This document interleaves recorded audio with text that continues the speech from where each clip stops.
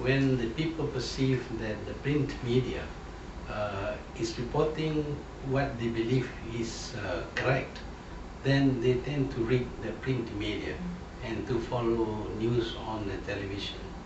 But when the people believe that the print media and the government-controlled TV are not really reporting what is happening, then people turn away from them, and their next resort is, of course, to access the internet and on what they can get on the internet. I started in May, and well, it's now June, so it's more than a year. And I started this because I found myself cut off from the people, because there appears to be a government directive that any news, any statement by me should not appear in the media, especially the main media. So because of that, I decided that I would use the blog. I think it has been quite well received, considering that in 1 year's time, I managed to have almost 20 million visitors. By now, I think it will be more than 20 million. So it has been, well, for me, a success. It can be positive, it can be negative, because some people abuse the blogs, the internet, by well, using bad words or spreading rumors and publishing lies and things like that. But the people are usually able to discern when somebody is abusing the media. But for the most part, the media has, the blogs have been very useful for providing alternative source of news and for them to compare with what they see in the print media and the television.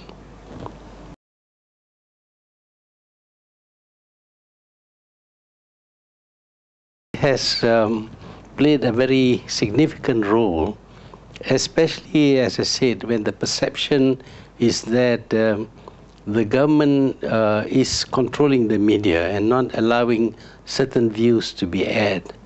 At such times, then the alternative media, the blogs, become extremely powerful, because people tend to believe now everything that is said in the blog, which may not necessarily be always true, but still people turn to the blog for another view of things, for alternative news.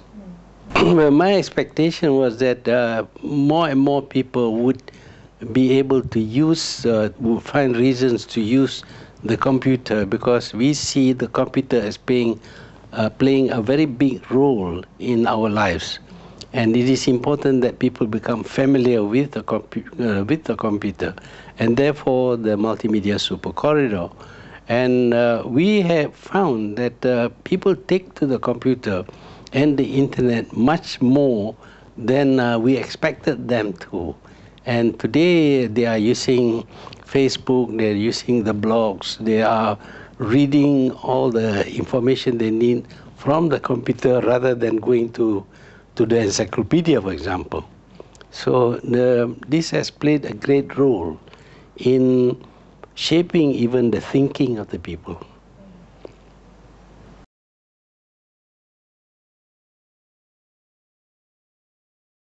Well, we felt that with provision of this Bill of Guarantees, more people would come to invest in Malaysia, to start their business in Malaysia.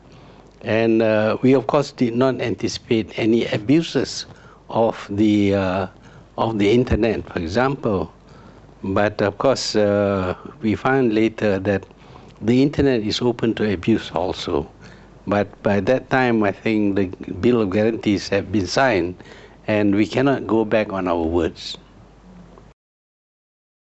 It is not wise to deviate from whatever promise that you make, but as to the relevance, I think sometimes I feel that we should not have given that guarantee, or it should be qualified. For example, we see on the internet a lot of pornography, and this has led actually to crimes. People on drugs, for example, looking at pornography pictures and all that, might just go out and commit crimes. So that we cannot exclude now, but I believe that some countries like Germany, they have tried to put a stop to pornography getting into the internet.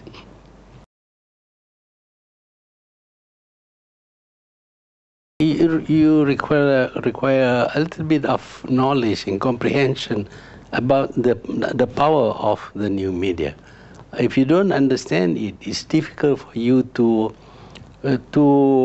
counter abuses committed on the new media. So the government, I'm afraid, does not fully understand the significance and the spread of whatever gets into the new media, because whereas a newspaper published in Malaysia would probably be read only by Malaysians, but what goes on the internet reaches the whole world. And on my blog, for example, I get responses from about 30 or 40 different countries, including Israel.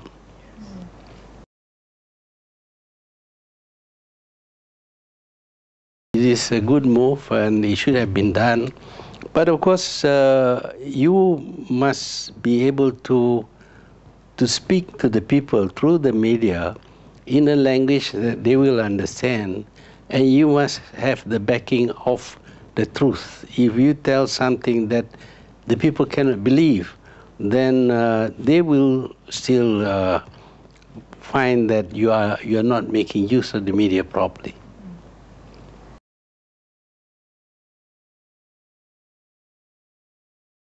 Well, I said just now, there are some abuses, particularly where I am concerned, the easy access to pornography through this new media. And this is destroying the moral of a lot of young people.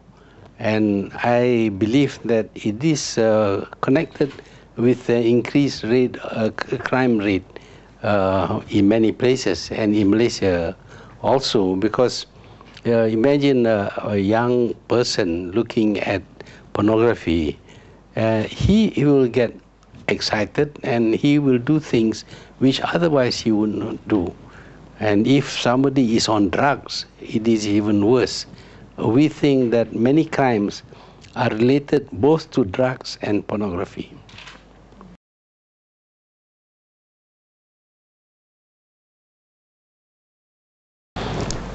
I think there is ground for saying that it is much more, well, the impact is much more in Malaysia.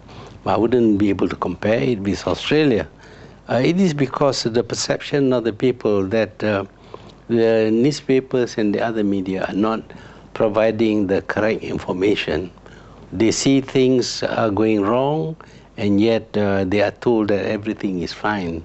Once you do that, if you do that repeatedly, people will desert you and go towards the new media. So in Malaysia, during elections, a lot of data, facts came through the media, and the politicians are not able to just dismiss them. Well, Dr. Mahathir, thank you so much.